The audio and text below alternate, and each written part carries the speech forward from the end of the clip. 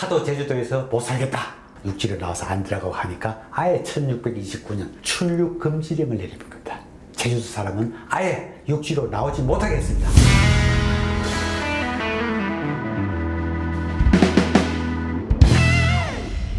자, 오늘은 여행에서도 우리가 가장 대한민국에서 가고 싶어하는 제주도에 대해서 말씀을 좀 드리려고 합니다.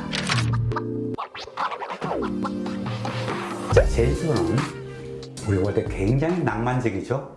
사실은 제주도가 우리에게 낭만적인 고장, 우리가 가보고 싶은 고장이 된 게 그렇게 오래되지는 않습니다. 여러분 잘 알다시피 제주도는 조선시대만 하더라도 너무너무나 위험한 곳입니다.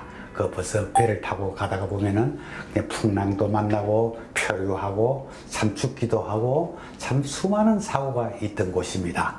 근데 거기에 특히 관리로서 거기에 분이 많은 사람, 그리고 또 뭡니까 유래가는 사람, 이런 사람들에게는 아주 참 괴로운 곳이죠. 그런데 그런 사람들 뿐만 아니라 사실은 제주도에는 우리가 가면은 가장 우리가 육지에서는 보는 풍경하고 다른 게 되게 뭡니까? 자, 되게 말이나, 그 다음에 귤, 그 다음에 삼다도라고 돌과 여자와 바람이 많은 그런 곳이기도 하고요. 그런데 우리가 여기서 하나 살펴봐야 되거든요. 제주도에서도 진상품, 임금님에게 바치는, 나라에 바쳐야 되는 그 지방의 특산물이 있었습니다. 그런데 그 특산물이 사실은 너무너무 제주도민들을 올가매는 아주 올감이었습니다. 특히나 우리가 지금 가면은 말목장 보고 사진 찍고 그러죠. 또 감귤밭에 가서 사진 찍죠. 얼마나 정말 멋있습니까? 그렇지만은 제주도 사람들은 정말 평생에 걸쳐서 그 진상품, 그 중에 말과 귤과 또 다른 여러 표고버섯이라든지 사슴이라든지 그렇게 많았습니다. 가장 문제가 되는 것이 바로 전복이었습니다. 자, 간단히 먼저 말씀드리면 말은 제주도밖에 거의 나질 않습니다. 제주도는 날씨도 좋고 특히 호랑이가 없어요. 호랑이 없어서 말 키우기가 좋았습니다. 몽고 침입을 기화로 해가지고 말을 키우게 되는데 그 말을 우리 왕조에 바치려 그러면 너무너무 힘들었고요. 그 다음에 그 귤이 있었습니다. 귤은 사실 조선시대에 굉장히 귀한 물건이었습니다. 그래서 제주도에서 귤이 이제 진상품이 이래 올라오면은 바로 그냥 그 임금님이 신하들에게, 사랑하는 신하들에게 나누어 줍니다. 그러면 그 신하는 감사합니다. 어찌 저 같은 사람에게 이 귀한 것을 주시나이까 하면서 절을 하면서 받고, 만약에 집에 돌아가서도 그 귤을 가지고 그 사당에 들어가서 조상님한테 벌써 바치고 그래서 먹었다고 합니다. 그만큼 귤은 귀한 것이었습니다. 그런데 그만큼 귀할수록 제주도에 있는 그 도민들, 제주도의 백성들은 미칠 지경이었습니다. 그 당시는 멀기도 먼 데다가 냉동 시설이 안 돼 있으니까 그 귤을 가지고 한양까지 갖고 오는데 얼마나 힘들었겠습니까? 그 귤 때문에 아주 수많은 사람들이 그렇게 고생하고 애를 먹었다고 합니다. 정말 눈물의 귤이었다고 합니다. 근데 조정에서는 임금님이 그 귤이 이렇게 진상품이 올라오면은 이제 성균관에 나가서 유생들에게 한두 개씩만 나눠줬겠죠. 근데 이제 그때 되면은 바로 그것을 기념해 가지고 황감제라는 바로 그런 과거 시험까지 성균관 유생들을 상대로 치르고 그랬답니다. 근데 그때 그 귤이 얼마나 아마 먹어보고 싶은 것이었던지 그 성균관에 유생들이 그 때문에 싸움이 나고 야단이 났다고 합니다. 온갖 정말 에피소드가 다 있는 그렇게 바로 귤이었습니다. 그리고 그만큼 귤은 귀했고 우리 조정에서도 항상 더 가져오라, 더 가져올 수 없느냐, 그런 게 됐습니다. 자, 그러나 여기서 가장 우리가 눈여겨봐야 할 것은 정말 제주도민들을 눈물나게, 정말 파도 소리조차 듣기 싫게 하게 만든 것이 바로 뭐냐? 바로 그것이 전복입니다. 자, 그러면 제주도에서 왜 전복이 큰 문제가 되느냐? 이 전복을 채취하고 말리고 하는데 너무너무 힘들었습니다.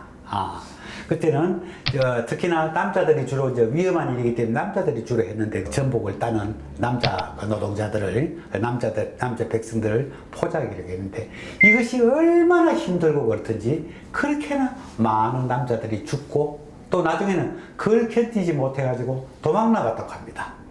육지로. 근데 또 남자들은 농사도 지어야죠. 또 가서 사냥도 해야죠. 말도 길러야죠. 표고버섯도 따야 되죠.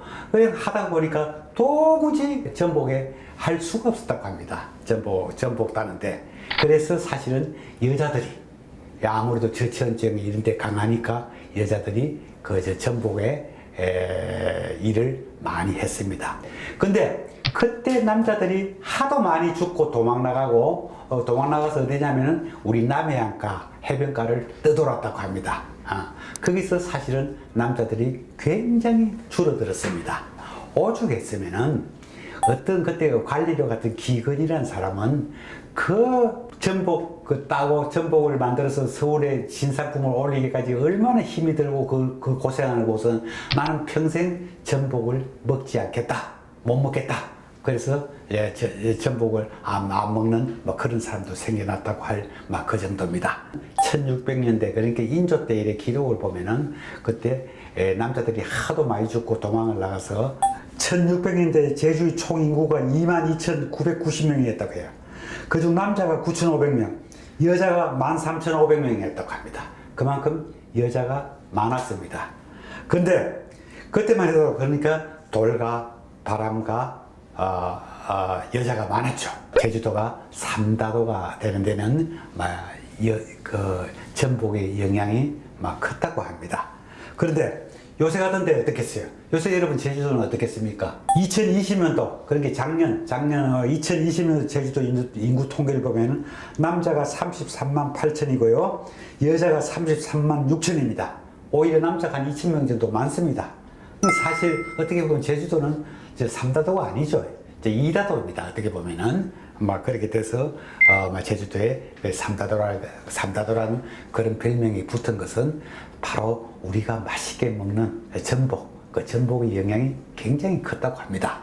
그래서 전복이라는 것은 어떻게 특히나 여러 다른 것도 있지만은 바로 제주도의 눈물이었습니다. 요새는 이제 완도나 흑산도 이런 데서도 이제 많이 양식이 됩니다만은 자 그래서 우리가 제주도에 특히 아까 말과 귤과 전복 물론 다른 것도 많습니다만은 바로 이 진상품의 문제 이것 때문에 아마 제주도가 정말 백성들은 아주 죽어나는 그런 경우가 된 겁니다. 그래서 바로 그 조선 인조 효종과 이즈음에 이러면 대동법이 생기죠. 그 대동법이라는 게 딴 게 아닙니다. 그 특산물 바치는 거, 그 진상품 말이죠. 바로 그걸 쌀로 다 대체하자. 그것이 대동법입니다. 그렇게 했는데, 근데 제주도는 대동법이 시행되지는 예외지역으로 했습니다. 왜? 말이나 귤이나 전복이나 이런 것이 바로 대체될 수가 없었어요.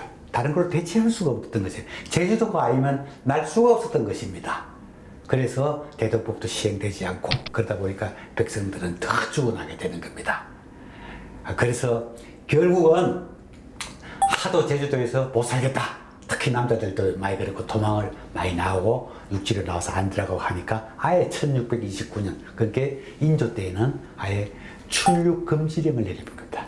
제주도 사람은 아예 육지로 나오지 못하게 했습니다. 한 200년간에 걸쳐서 제주도민은 아예 육지로 나오지를 못한다. 그 출육 금지령이라고 합니다. 자, 제주도민들은 얼마나 힘들었겠습니까? 그 제주도민의 그 땅과 그 고난 여러 가지가 섞여가지고 바로 제주도의 파도 소리는 바로 제주도 백성들의 바로 울음소리다. 그 정도라고 했습니다. 자, 그래서 지금 우리가 제주도에 가면은 파도 소리, 아주 낭만적인 파도 소리를 듣는 것도 좋지만은 사실은 우리가 제주도에 가서 저 파도 소리가 한때는 그리고 어떤 사람에게는 얼마나 저것이 슬픈 소리, 꼼짝달싹도 할 수 없게 만드는 아주 슬픈 파도 소리라는 거, 그 정도를 좀 느끼고 오시면은, 느낄 수만 있다면 그 정말로 제주도를 제대로 구경하고 느끼고 오는 경우입니다.